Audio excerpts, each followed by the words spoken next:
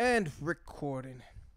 So I had a couple different suggestions over the last week or so for a band called Versailles.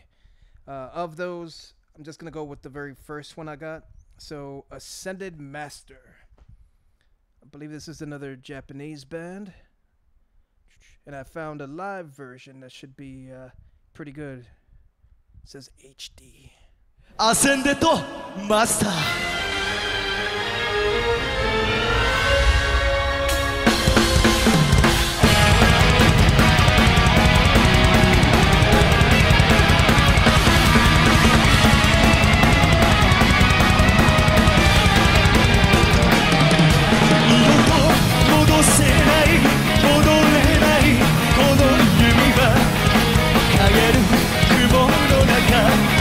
だから目覚めた Kind of sounds like the Legend of Zelda, Link's theme. 愛しない息をさえて気づかず弾く定め今日は皆運ぶでも虚しい即罪人さあその手で孤独を焼き消したくれ革命は美しく燃え上がるされなで罪なくの数字に飛びついて上がる危険なほどにアタック強く激しく燃え罪と醜さを吸い出して上がる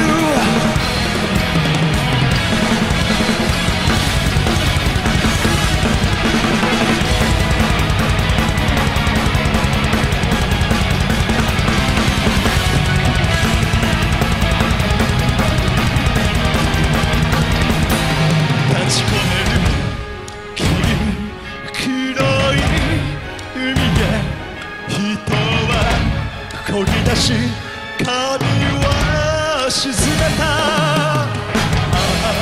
母なるまだ夜を教えてくれもう許せないこれも罰なのか私は運びを渡ず時の旅人永遠と共に孤独を司るもの美しく燃え上がるされなで罪なくの数字に飛びついて上がる孤独を焼き殺して強く激しく燃え罪と醜さを吸い出してやろう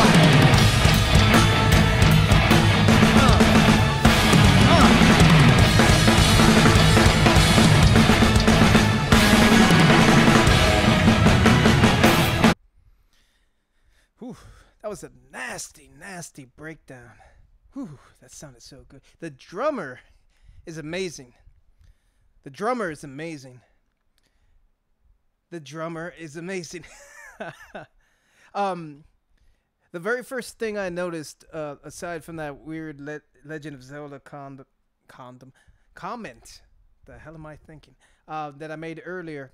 The thing that's sticking out the most is like obviously the presentation like catches you off guard right away if you have no idea what you're expecting.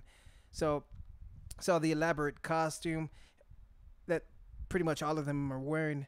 But then once I saw the woman, it kind of like clicked in my head. It's like Versailles, like the Palace of Versailles. So French aristocrat kind of look. And then there's even that red carpet going down the middle. So it's like a palace. And then all the roses like kind of strewn about. I can't talk today. Just strewn about everywhere. Like I'm really digging the presentation. And on top of that, like they're all just melting the audience with how good they are. The technicalities of everything.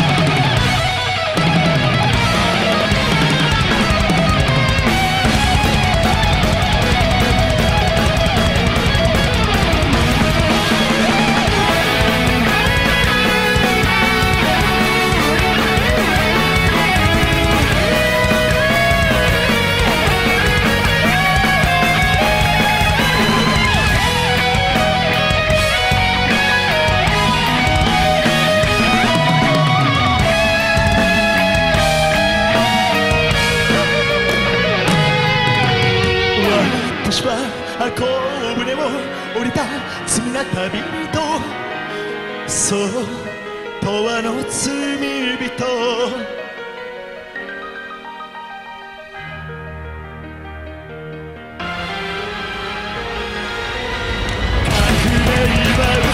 しく燃え上がるされなだい熱みなくぶ数字に噛みついて上がる危険なほどに熱く強く激しく抱いて罪と醜さを吸い出して上がる誰もいなくなったこの最低の上神に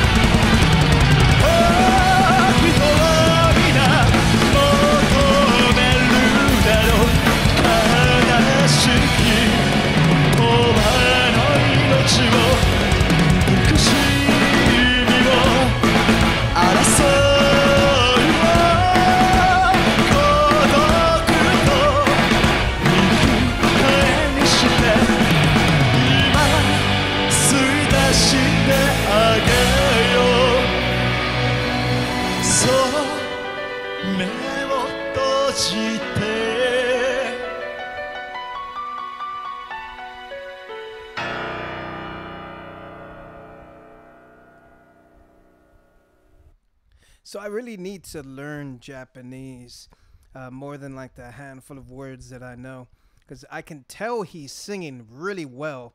The notes that he's hitting, everything.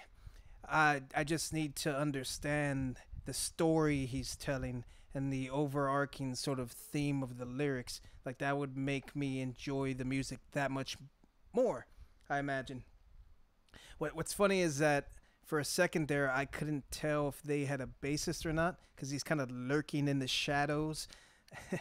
The two guitarists up front, I initially thought the woman in the extravagant dress was the guitarist and the other guy was the bassist. And then he comes in soloing himself. So it's just like, do they not have a bassist? I think I hear it in the mix. And then they're in the shadows. There were pieces of this song that reminded me a lot of Vivaldi. Just the screaming kind of solos, but specifically the tone of the guitars and also sort of the operatic kind of keys that were being played in certain segments of the song. Outside of that, I swear I hear Legend of Zelda in there. Like my mind might be playing tricks on me. I know I'm slurring my words a little bit. The whiskey's very good tonight. But Vivaldi meets Legend of Zelda meets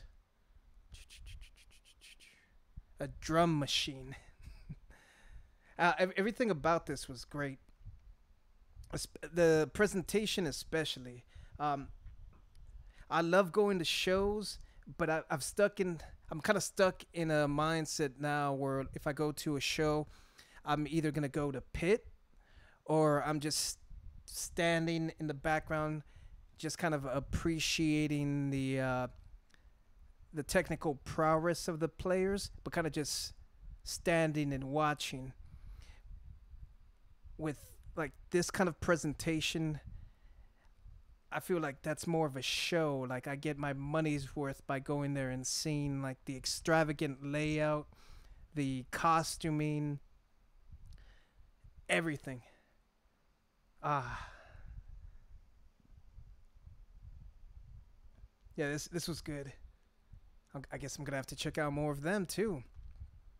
So many Japanese bands that I never knew about before.